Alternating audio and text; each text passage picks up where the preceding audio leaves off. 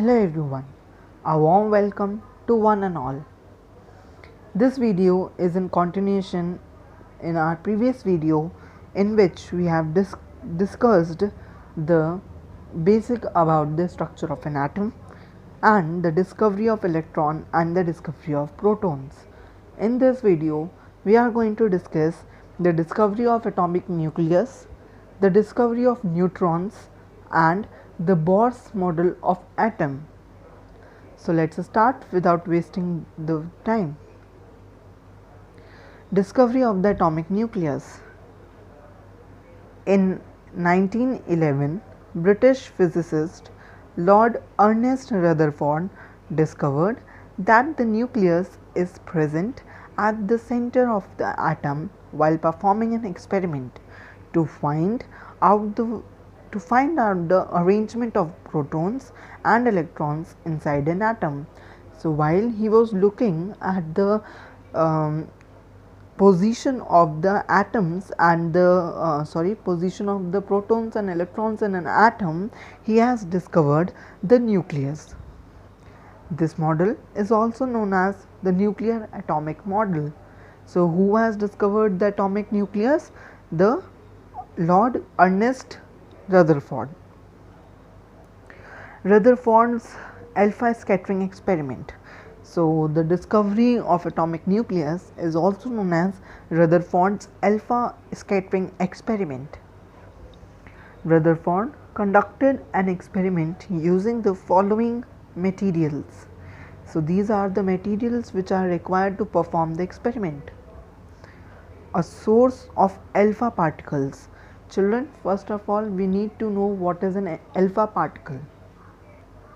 So an alpha particle is a helium nucleus, that is, it is a packet consisting of 2 protons and 2 neutrons with no electrons around it. So it is an alpha particle or a particle which is same as the helium nucleus and is consist of 2 protons and 2 neutrons.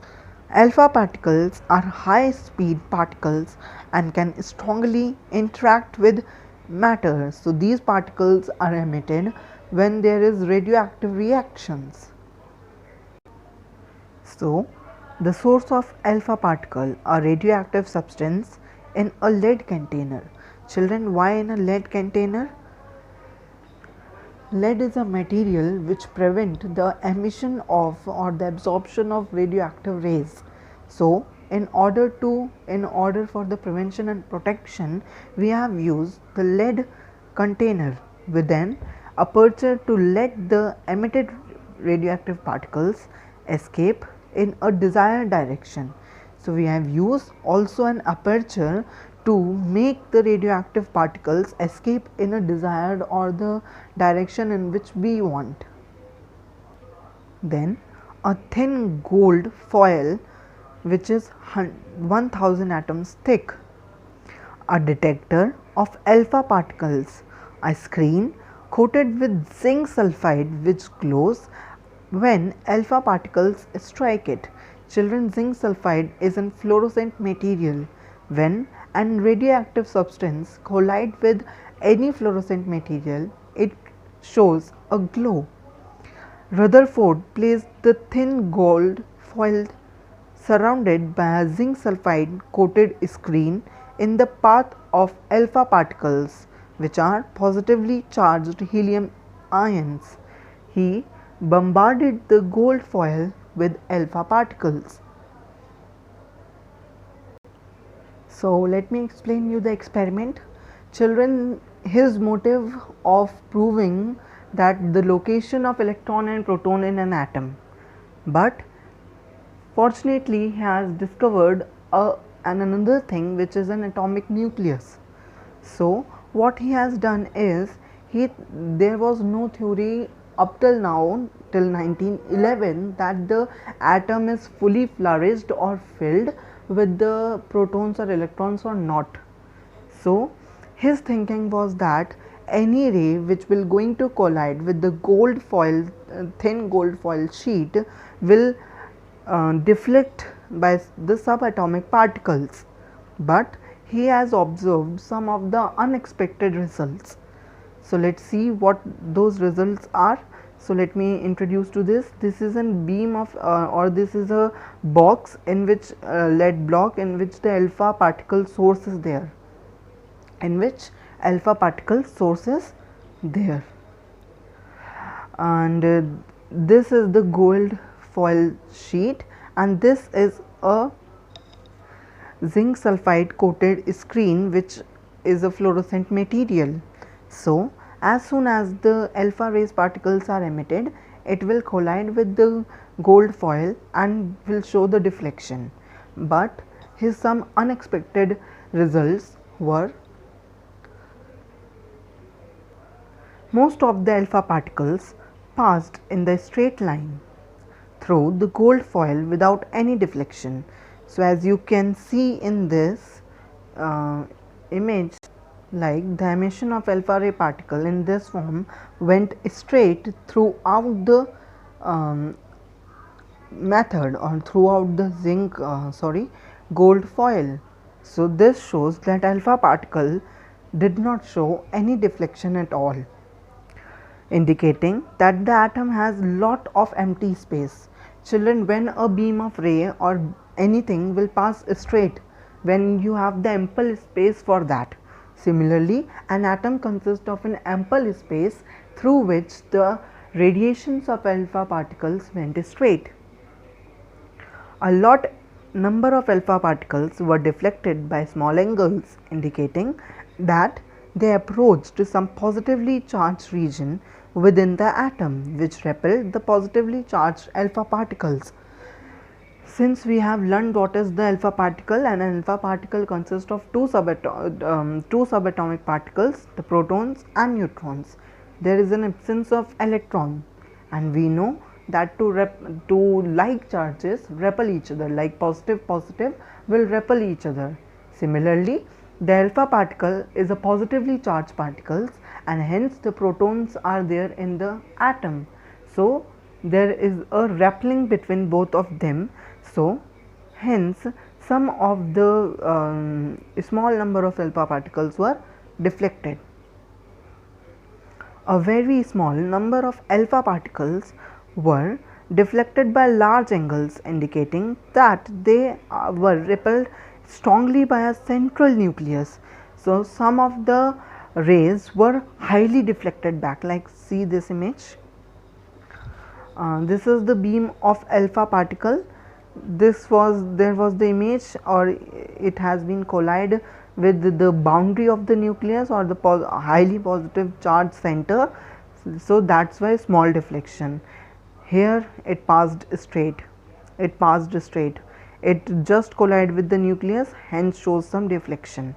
While this ray directly collided with the positively center and hence deflected with a large angle. So he has seen, or his observation was, that there is a highly positively charged mass in the center of an atom, which is being repelled by the positively charged alpha particles, and hence the alpha particles deflected by large angles. A small number of alpha particles were deflected by large angles, indicating that they were repelled strongly by a central nucleus, as all the mass and positively charged of an atom are concentrated in this small region within the atom. So I hope you all have understood the discovery of atomic nucleus. So let's move to the Rutherford's model of atom. So soon after the discovery of a central positively charged particle, which he has named as the nucleus, he has given a model of the atom, which is these are some of his readings. First, an atom has a positively charged region at its center called nucleus. So this he called as the nucleus, which consists of protons. Why? Because it is a mass or a central nucleus which is positive in nature, which has a positive charge. Second, all the mass of an atom is concentrated in its nucleus. So, all the mass of an atom is just restricted because electrons are negligible in mass. Yes, we have done it on our previous sessions. So, all the mass is being contributed by the positively charged particles which are there in the nucleus. Third, the size of the nucleus is very small as compared to the size of the atom. As you have seen that some rays went few deflection by the small angles, and some rays directly went straight, and some are deflected with the large angles. So, the first two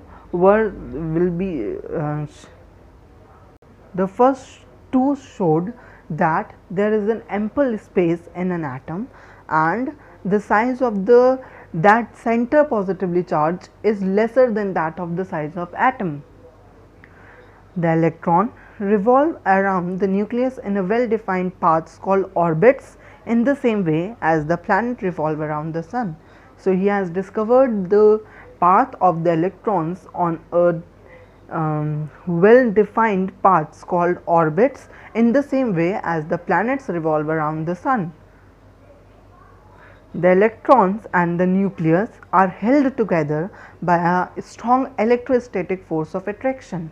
What is the electrostatic force of attraction? It is the force of attraction between the two unlike charges which bounce each other with the force, and hence the positive and negative charges are attract each other.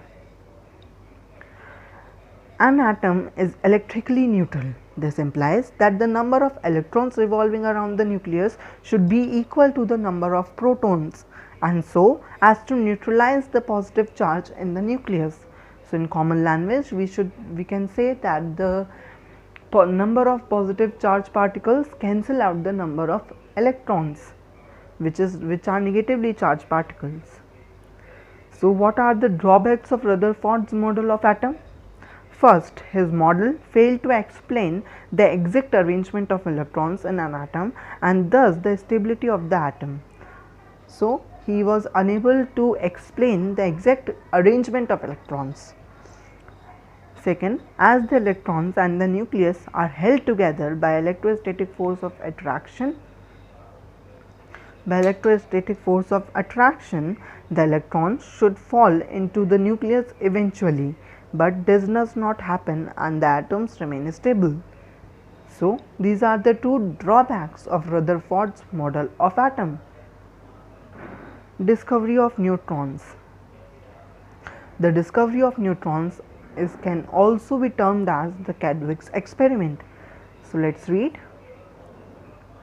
In 1920, an atom was considered to be the fundamental unit of matter. So, an atom is the building block of the matter, consisting of only positively charged protons and negatively charged electrons, thus making the atom electrically neutral. Ernest Rutherford predict that the existence of another electrically neutral subatomic particle inside the nucleus of an atom with almost the same mass as the proton, and thus this particle comes to be known as neutral proton. He thought that the both protons and electrons might be very closely attached if they were only in the particles present, as these were oppositely charged particles, but as protons and electrons were not closely united, there should be another subatomic particle with no net charge. So, he thought that if the protons and electrons were only the subatomic particles which are present in an atom, so they must be closely united with each other because they are unlike charges which are going to attract each other. But this is not the case in the atom. The atom has the well defined distance between the proton and electrons, and hence there is a subatomic particle with no net charge because both the charges are present. Rutherford discussed this idea of neutral proton with his students, but no experimental evidence for neutral particle was obtained for many years. One of his students James Chadwick, made efforts to find this neutral proton and performed an experiment. So, Chadwick's experiment. So, Chadwick, one of the student of Rutherford, he has performed an experiment to prove that neutral proton is the means that neutral charge subatomic particle is neutron. Chadwick placed beryllium or polonium elements in a vacuum. Eventually, polonium emitted alpha particles, and these alpha particles, when made to hit beryllium, gave out mysterious particles. So, he has placed beryllium and polonium in the vacuum, and hence the polonium started emitting the alpha particles. These alpha particles collide with beryllium, giving out some mysterious particles. He experimentally proved that these mysterious particles had the same mass as the protons and were neutral in charge. Thus, Chadwick proved this third subatomic particle in the year 1932 and named it neutron. So, I hope you have understood what is the neutron. So, let us read this block. So, electrons are denoted by E subscript -1 superscript 0, negligible mass and 1 unit negative charge. Protons 1 AMU mass and 1 unit of positive charge. Neutrons with 0 charge contains 1 AMU mass, which is equivalent to the mass of protons. Let us read the characteristics of a neutron. The mass of a neutron is equal to that of the proton, which is 1 AMU. We have just read in this. Neutrons are present in the nucleus of all atoms, with hydrogen being an exception as it has no neutrons. Children, we have the variable valencies, which we are going to discuss in the further videos, but hydrogen consists of 3 valencies, in which the first valency hydrogen is known as the protium, and this protium contains no neutron.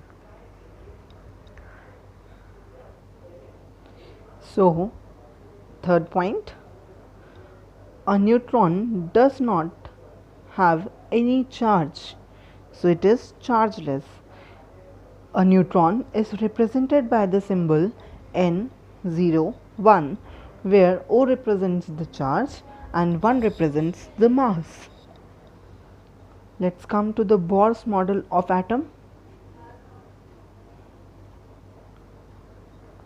To overcome the shortcoming of Rutherford's model, Danish physicist Niels Bohr postulated an atomic model. It is known as Bohr's model or the extranuclear structure of atom. He received the Nobel Prize in Physics in 1922 for his contribution towards this structure of atom. The significant features of Bohr's atomic model are as follows. So, the Niels Bohr has postulated the atomic model, which is also known as extranuclear atomic structure. So, his features are: the electrons revolve around the nucleus in a fixed part called orbits. So, this is a nucleus. These are the shells or orbits. They are also known as shells. These are called shells or orbits. So the electrons revolve in these shells around the nucleus, like the planets revolve around the sun. The shells or orbits are represented by the number 1, 2, 3, 4. So, an atom consists of 4 shells. This is not mandatory for all atoms to be with 4 shells. As per the requirement of an atom, that as per the requirement of the atomic number of an atom, the shells are being divided eventually. So the first shell is N1, which is also known as K shell. N equals to 2, which is L shell.